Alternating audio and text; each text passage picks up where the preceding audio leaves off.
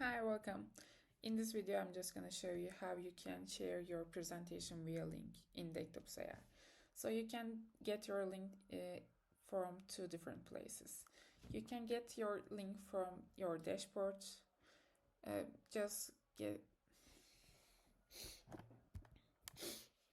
You can get your link from your dashboard, or you can get your link from two different places. Either you can get your link just from your dashboard, like let's say I want this presentation to share via link. I'm just clicking on three dots and click on share. That's it. You get your link from copy link.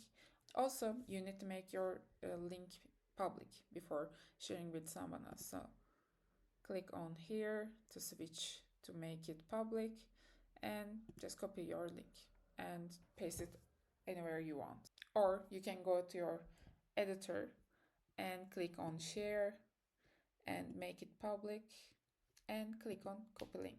That's it. Link in the caption.